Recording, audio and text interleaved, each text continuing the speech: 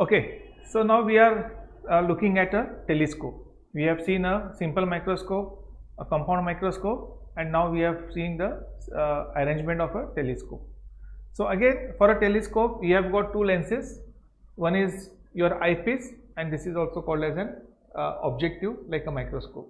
So the name for both the lenses are the same. Now here we have to consider a different aspect, that the object is not very close to the objective lens. It is at infinity. The difference between the microscope and the telescope is that in the microscope the objective is almost on the focal length, and in a telescope the object is at infinity, because you know telescopes are used to observe stars. Okay, so from the star, suppose parallel lines come from the stars from infinity. As you can see, they will converge and form an image AB1. It's the same principle like a compound microscope. Now it will be a real image, it will be very diminished. You know, we have this for a convex lens. If the object is at infinity, the image will be very small, but it will be real and it will be diminished. A very small image will be formed. Now this small image we are going to magnify and see it more clearly. Our first part is what? To get the object into a small image. Now this small image, if the object is at infinity, where is the image formed? It's formed at focal length. So therefore V0 is now replaced by the word F0, because the image will be at the focal length, because the object is at infinity. So therefore V0, that is the distance of the image, is given as F0, because ultimately the image will be at the focal point. And U is at infinity. U0 is at infinity. Now when this image is formed at the focal length of the objective, our next job is that image is going to be very small. I want to see it clearly. No? Suppose I am seeing some star. So that circular object, once it comes as a form of a small image, that small image I will not be able to see through my eyes clearly. So I want to magnify that. So what I am doing, I am using an eyepiece and I am keeping the image, which is now acting as an object for this lens, at the distance of Fe, means exactly I am keeping it at the focal length. So if an object is kept at the focal length, the image will be seen at infinity, it will be virtual. So here I am seeing the image at infinity. Okay, so now an object at infinity and we are seeing the image at infinity. Now you will start wondering, what did we achieve in that, right? So we have achieved certain magnification, and we will see from this how that magnification is achieved. Suppose this was a small star, circle, Venus, planet, some planet, those end rays are being captured and it is seen as an round object over here. Because of the magnifying power of this lens, at infinity I am able to see a bigger object. As you see, this diameter is greater than the diameter, this will be very small diameter, this will be a larger diameter. So for my lens, I will be able to see a more bigger ball. If this is a small ball, a small planet, I will be able to see a more bigger ball, and so all the details can be seen more clearly, right? So now as a geometry, as you can see, the width of this and the width of this is greater. The width of this is much greater than the width of this.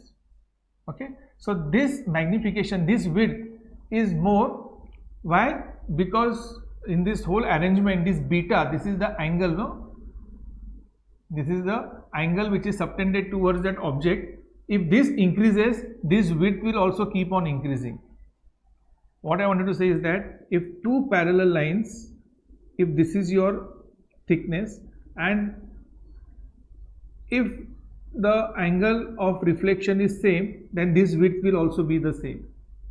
But if this angle increases, that means it becomes, suppose this angle increases to this, you will realize from the geometry that this width will be more than this width. If this angle reduces, at the same angle of reflection, the width will be the same. If this angle keeps on reducing, the width will keep on reducing. Okay, so here because of beta is higher, the width of that ball increases. Are you trying to understand this concept of a telescope? Okay, so from here, this is the basic reason and the objective that we have met, that a small ball will appear as a bigger ball to see the details of that planet if it is a telescope. And if it is used as a binocular, then it will be used to see far off things, trees, mountains, humans, right, which will be seen in a more magnified way. Correct. So those are also considered to be objects at infinity. It is not that only stars are considered to be at infinity. Very far off distance objects is also considered to be at infinity, and correspondingly we are able to see a magnified image of this. Now here we have the image is kept at f0, and this image is kept at f1. So what will be the difference? So u0 and v0, this is nothing but v0, and this is nothing but ue, as in the case of microscope. So here again we have length of telescope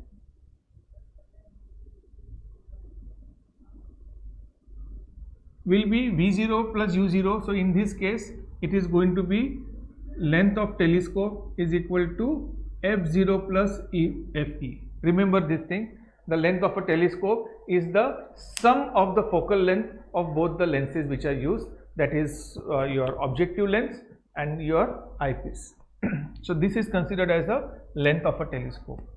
Now from this diagram, as you can see, this angle is alpha and this angle is beta. Alpha is the angle subtended by the object which is coming towards this, and beta is the angle subtended by the eyepiece, right, to see the magnified view of that. So from here itself you will come to know that magnification power of a telescope will be equal to,